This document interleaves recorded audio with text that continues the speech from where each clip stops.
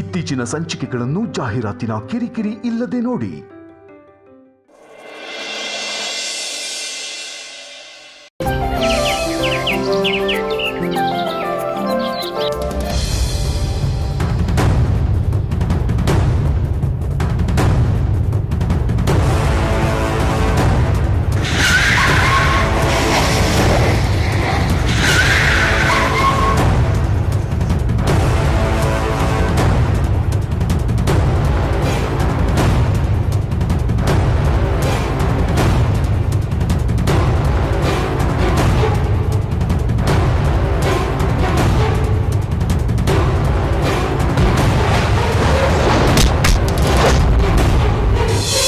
अग्नि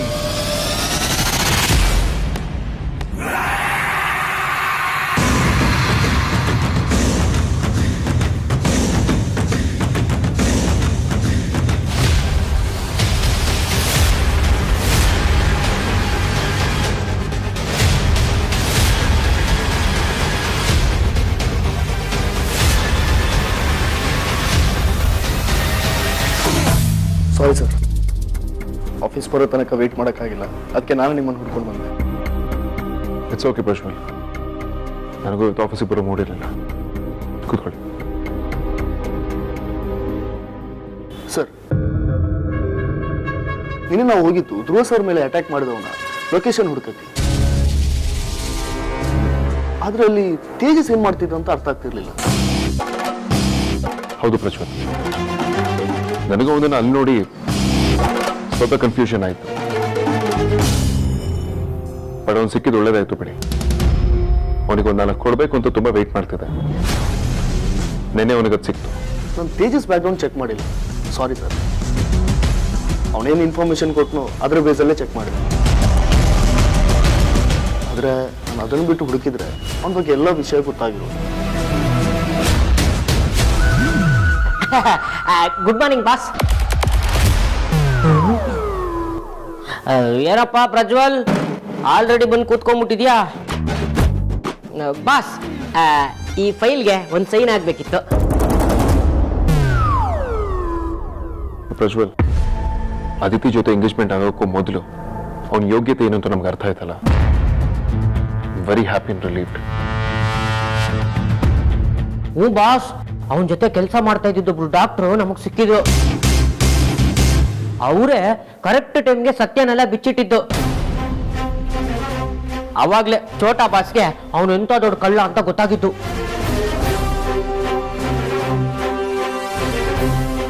ಏನ್ ಹೇಳ್ತಿದ್ರ ಕಾಂತ ನೀವು? ಇದನ್ನ ಛೋಟಾ ಬಾಸು ಬಡಾ ಬಾಸ್ಗೆ ಅವತ್ತೇ ಹೇಳಿದ್ರಲ್ಲ, ಆದ್ರೂ ಇವ್ರು ಯಾಕೆ ಹೀಗೆ ಕೇಳ್ತಾ ಇದಾರೆ? ಕಾಂತ, ನಿಮ್ಮನೆ ಕೇಳ್ತಿರೋದು. ಅದು ಅದು ನಾನು ಮತ್ತೆ ಛೋಟಾ ಬಾಸು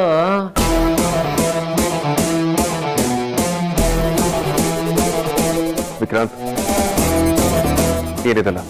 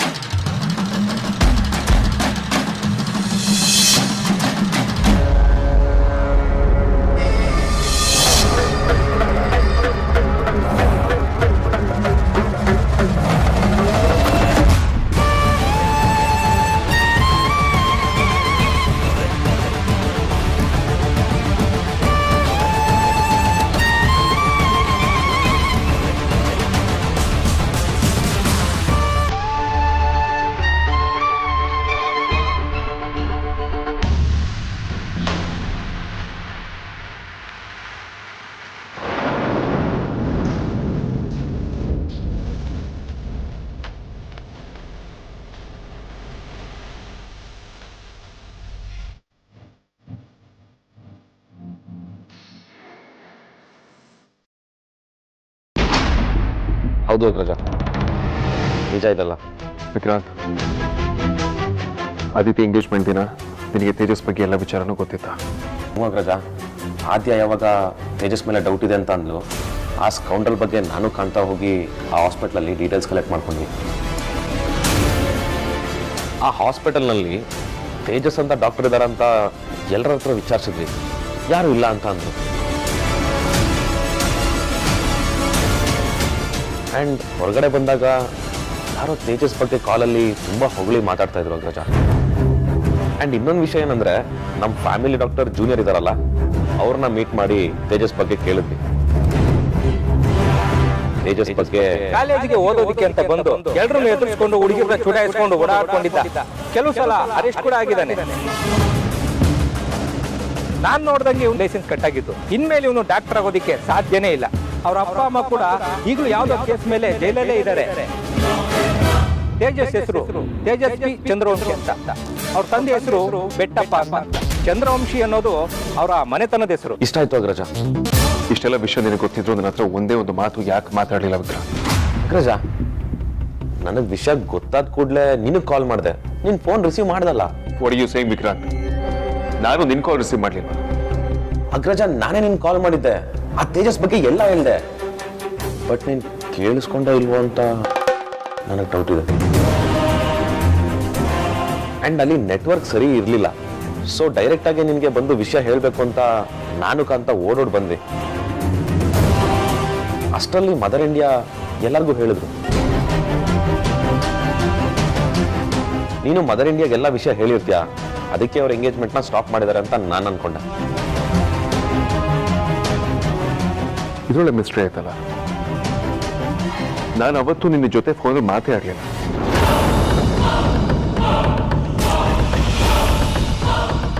ಹಾಗಿದ್ಮೇಲೆ ಎಂಗೇಜ್ಮೆಂಟ್ ಹೇಗೆ ಸ್ಟಾಪ್ ಆಯ್ತು? ಅರೆ, ನೀನ್ ನನ್ನ ಫೋನ್ ರಿಸೀವ್ ಮಾಡಿಲ್ಲ ಅಂದ್ರೆ ಇನ್ಯಾರು ರಿಸೀವ್ ಮಾಡಕ್ ಸಾಧ್ಯ ಅಗ್ರಜ?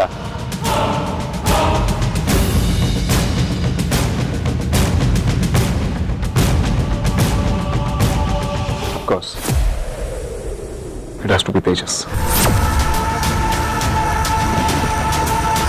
ನೀನು ಅವತ್ತು ನನಗೆ ಫೋನ್ ಮಾಡಿದ್ದೆ, ಆದರೂ ನನಗೆ ಕಾಲ್ ರಿಸೀವ್ ಮಾಡಿಲ್ಲ. ಬಟ್ ಎಂಗೇಜ್ಮೆಂಟ್ ನಡೆಯೋ ದಿನ ನನ್ನ ಫೋನ್ ರಿಸೀವ್ ಆಗಿದೆ, ನಾನು ಮಾತಾಡಿಲ್ಲ. Then it has to be Tejas. ಅವನೇ ನನ್ನ ಫೋನ್ನ ರಿಸೀವ್ ಮಾಡಿರೋದು.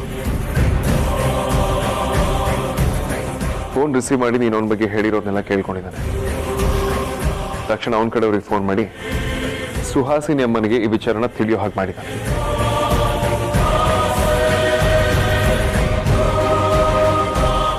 ಮುಂದೆ ಬರೋ ದೊಡ್ಡ ಪ್ರಾಬ್ಲಮ್ಗಳಿಂದ ತಪ್ಪಿಸ್ಕೊಳ್ಬೇಕು ಅಂತ ಈ ಟೆಕ್ನಿಕ್ನ ಬಳಸಿ ಎಂಗೇಜ್ಮೆಂಟ್ನ ಕ್ಯಾನ್ಸಲ್ ಆಗೋ ಹಾಗೆ ಮಾಡಿದ್ದಾನೆ. ಸಮಸ್ಯೆ ಅಂದ್ರೆ ಏನು ಸರ್? ಪ್ರಜ್ವಲ್, ನಮ್ಮೆಲ್ಲರಿಗೂ ಇರೋ ದೊಡ್ಡ ಕನ್ಫ್ಯೂಷನ್ ಏನು ಹೇಳಿ? ಸರ್, ಆಕ್ಸಿಡೆಂಟ್ ಮಾಡಿದ ವ್ಯಕ್ತಿ ಇರಬೇಕಾದ ಕಡೆ ಈ ತೇಜಸ್ ಹೇಗೆ ಬಂದ ಅನ್ನೋದು ಸರ್. ಅವನ ಉದ್ದೇಶ ಇದ್ದಿತ್ತು ಅದಿತಿಗೆ ಮದುವೆ ಆಗಬೇಕು ಅಂತಲ್ಲ,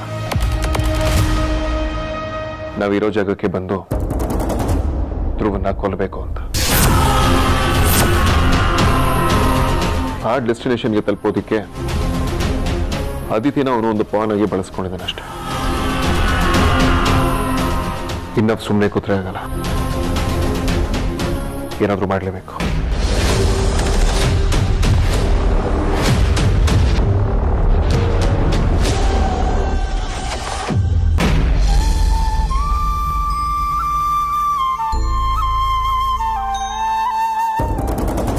ವೈಜಯಂತಿ, ಕರೀತಾ ಇರೋದ್ ಕೇಳಿಸ್ತಾ ಇಲ್ವಾ? ಕೇಳಿಸಿದ್ರು ಕೇಳಿಸ್ದಿರೋ ತರ ನಾಟಕ ಮಾಡ್ತಾ ಇದ್ಯಾ? ದಿನ ಜಗ್ಗಲಿ ನೀರ್ ತುಂಬಿಡ್ಬೇಕು ಅಂತ ಹೇಳಿದೀನಿ ತಾನೆ.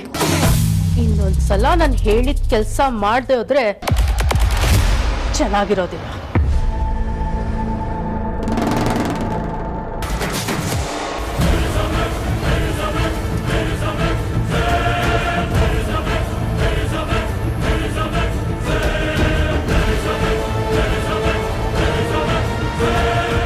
ಏಯ್, ಅಷ್ಟೊತ್ತಿಂದ ಹೇಳ್ತಾ ಇದ್ದೀನಿ, ರಿಯಾಕ್ಟೇ ಮಾಡ್ತಾ ಇಲ್ಲ. ಹೇಳಿದ್ದು ಕೇಳಿಸ್ತು ತಾನೆ?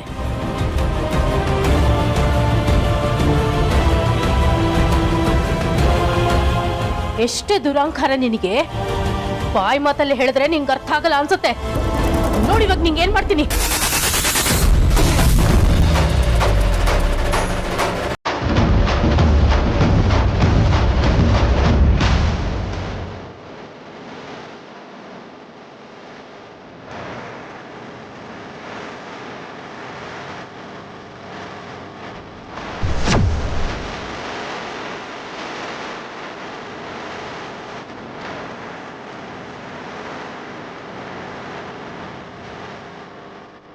ನಾನು ಮಾತಾಡ್ತೀನಿ, ಬಾಯ್ ಕಡೆ.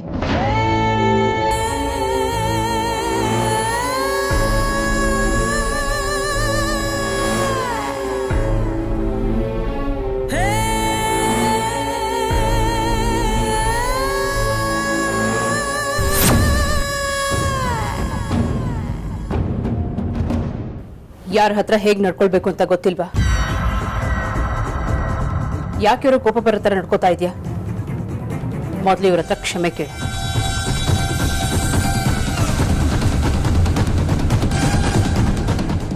ಹಾಗಲ್ಲ ಸುಹಾಸ್,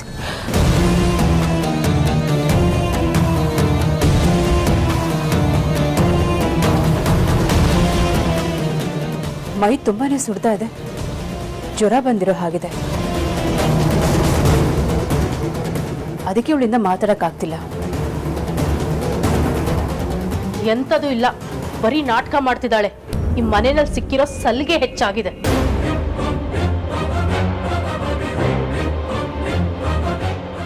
ಯಾಕತ್ತೆ, ಏನಾಯ್ತು?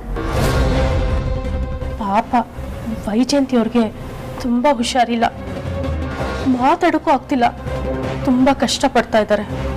ಹೌದಾ? ತುಂಬಾ ಹುಷಾರಿಲ್ವಾ? ನೀನು ಇಲ್ಲೇ ಇರು, ನಾನು ಹೋಗಿ ಟ್ಯಾಬ್ಲೆಟ್ ತಗೊಂಡು ಬರ್ತೀನಿ. ಸರಿ ಅತ್ತೆ.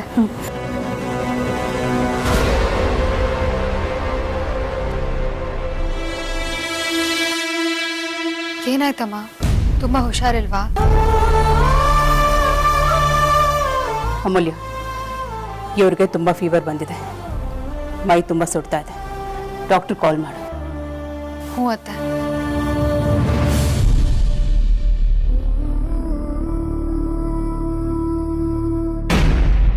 ಮೋಸ್ಟ್ಲಿ ವೇದಾಂತ್ ಮತ್ತೆ ಅಗ್ನಿ ಇರೋ ಜಾಗಕ್ಕೆ ಹೋಗಿದ್ದಾನೆ ಅನ್ಸುತ್ತೆ. ಅವನೇನಾದ್ರೂ ಅಲ್ಲಿಗೆ ಹೋದ್ರೆ ಎಡವಟ್ಟಾಗ್ಬಿಡತ್ತೆ. ಹೇಗಾದ್ರೂ ಮಾಡಿ ಅದನ್ನ ತಡಿಬೇಕು, ಇಲ್ಲಾಂದ್ರೆ ಗ್ಯಾರಂಟಿ ಅಗ್ನಿ ನನಗೆ ಕಾಲ್ ಮಾಡ್ತಾನೆ.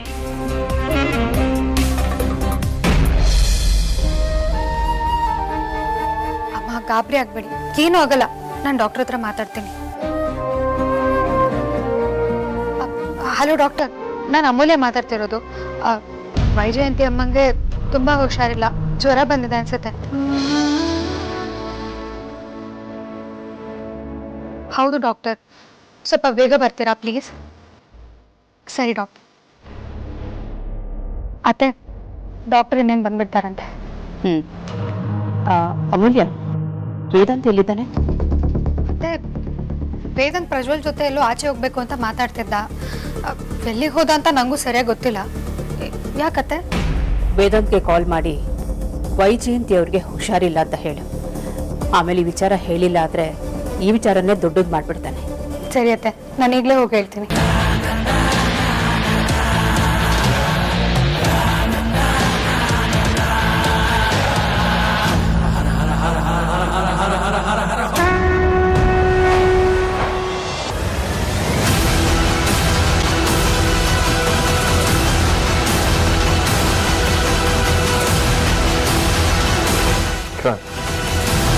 ನೀನೆ ನಾವು ಹೋಗ್ಬೇಕು ಅನ್ಕೊಂಡಿದ್ದ ಜಾಗ, I think it belongs to Tejas.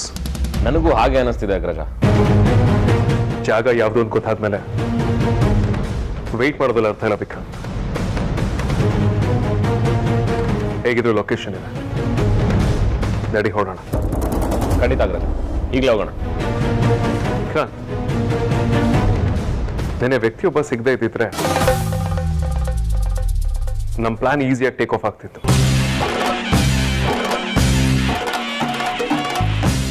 ಎಲ್ಲ ಹಾಳು ಮಾಡ್ದವ. ಡೋಂಟ್ ವರಿ, ನೆನ್ನೆ ಮಾಡ್ಬೇಕಾಗಿದ್ದ ಕೆಲಸನ ಇವತ್ತು ಮಾಡೋಣ. ಆ ತೇಜ ಸಿಕ್ಕಿದ್ರೆ 4 ತದಕಿ ನಮ್ಮ ಧ್ರುವನ್ಗೆ ಯಾರು ಆಕ್ಸಿಡೆಂಟ್ ಮಾಡಿಸಿದ್ದು, ಅವ್ರ ಇಂಟೆನ್ಷನ್ ಏನು ಅಂತ ತಿಳ್ಕೊಳ್ಳೋಣ. ಇವತ್ತು ಮನೆಯಿಂದ ಯಾರು ಆಚೆ ಹೋಗಂಗಿಲ್ಲ ಬಾವ.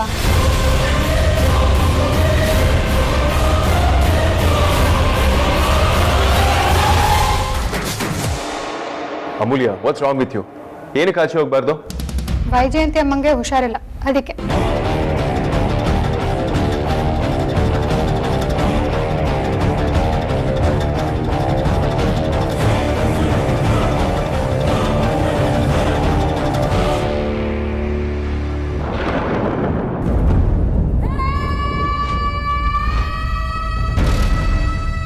ನೀನು ಎಷ್ಟು ದಿನ ನನ್ನ ಹತ್ರ ಹೇಗೆ ನಡ್ಕೊಳ್ತಿದ್ದೆ ಅನ್ನೋದು ಇಂಪಾರ್ಟೆಂಟ್ ಅಲ್ಲ, ಇವಳ ಹತ್ರ ಹೇಗೆ ನಡ್ಕೊಳ್ತೀಯ ಅನ್ನೋದು ಇಂಪಾರ್ಟೆಂಟ್. ಇವಳು ತುಂಬ ಡೇಂಜರ್. ಕೋಪ ಬಂದರೆ ಏನು ಮಾಡೋಕ್ಕೂ ಹೇಸ್ತವಳಲ್ಲ.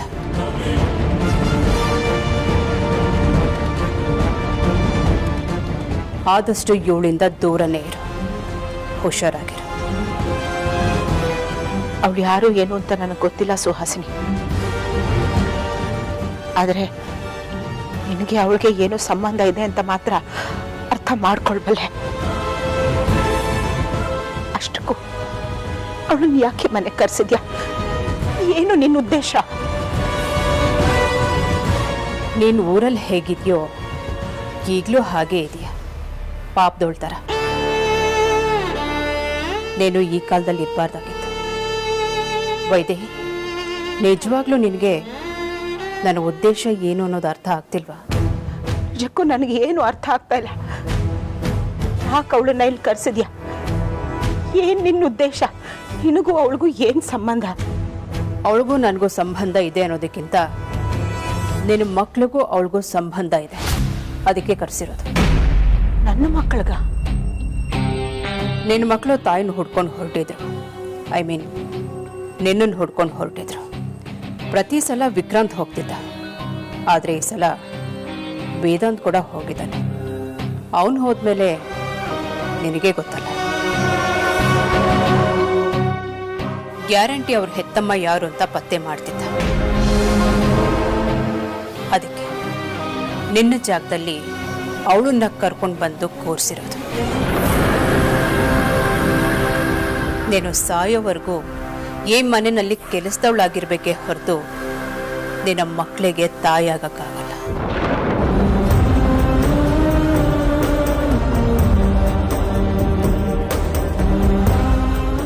ನೋಡು ಸುಹಾಸಿನಿ, ಮನುಷ್ಯ ಅಂದಮೇಲೆ ಸ್ವಲ್ಪನಾದ್ರೂ ಮನುಷ್ಯತ್ವ ಅನ್ನೋದಿರ್ಬೇಕು. ಇದನ್ನ ಕಳ್ಕೊಂಡು ಬದುಕೋದ್ರಲ್ಲಿ ಯಾವ ಅರ್ಥನೂ ಇಲ್ಲ. ನಿಜ ಹೇಳ್ಬೇಕು ಅಂದ್ರೆ ಅವಳಿಗಿಂತ ನನ್ನ ಮಕ್ಕಳನ್ನ ನೀನೇ ಚೆನ್ನಾಗಿ ನೋಡ್ಕೊಂಡಿದ್ಯಾ.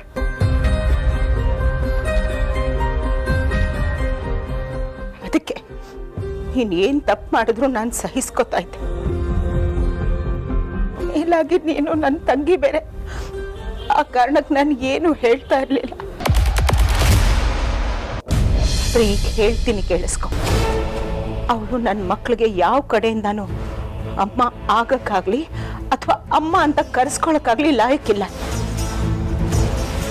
ಅವಳಿಗೆ ನಿನಗಿರೋ ಅಷ್ಟು ನನ್ನ ಮಕ್ಕಳ ಮೇಲೆ ಪ್ರೀತಿನೂ ಇಲ್ಲ, ಅದು ಅವಳ ಮಾತಿನಲ್ಲೂ ಕಾಣ್ತಾ ಇಲ್ಲ. ಒಳ್ಳೆ ರೌಡಿ ತರ ನಡ್ಕೋತಾಳೆ. ನನ್ನ ಮಕ್ಕಳನ್ನ ಕಾಲ್ ಕಸದ ತರ ನೋಡ್ತಾಳೆ. ಸುಹಾಸಿನಿ, ನೀನು ನನ್ಗೆ ಅನ್ಯಾಯ ಮಾಡಿದ್ರು ಪರವಾಗಿಲ್ಲ, ನನ್ನ ಮಕ್ಕಳಿಗೆ ಅನ್ಯಾಯ ಮಾಡಬೇಡ.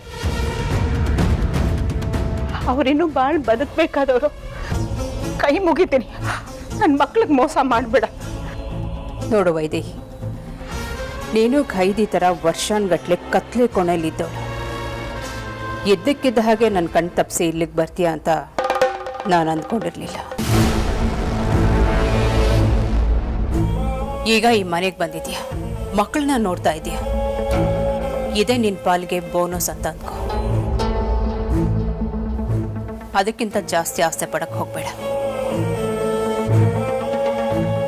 ಯಾಕಂದ್ರೆ ಆಲ್ರೆಡಿ ನಿನ್ನ ಮಕ್ಕಳು ಅವಳನ್ನೇ ತನ್ನ ಅಮ್ಮ ಅಂತ ಅಂದ್ಕೊಂಡಿದ್ದಾರೆ. ಅವಳ ವಿರುದ್ಧ ನೀನೇನೇ ಚಾಡಿ ಹೇಳಿದ್ರು ನಿನ್ನನ್ನ ಈ ಮನೆಯಿಂದ ಆಚೆ ಹಾಕ್ತಾರೆ ನಿನ್ನ ಮಕ್ಕಳು.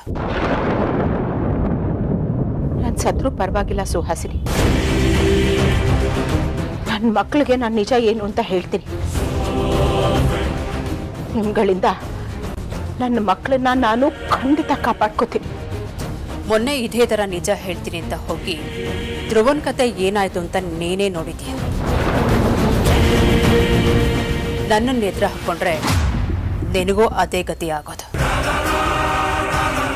ಸುಮ್ಮನೆ ಇದ್ರೆ ಅಟ್ಲೀಸ್ಟ್ ಮುಖನಾದ್ರೂ ನೋಡ್ಕೊಂಡಿರೋಕ್ಕೆ ಅವಕಾಶ ಇರುತ್ತೆ. ಇಲ್ಲ ಅಂದ್ರೆ ಅದು ಕೂಡ ಇರಲ್ಲ. ಸತ್ ಮೇಲ್ ಕೂಡ ನಾನು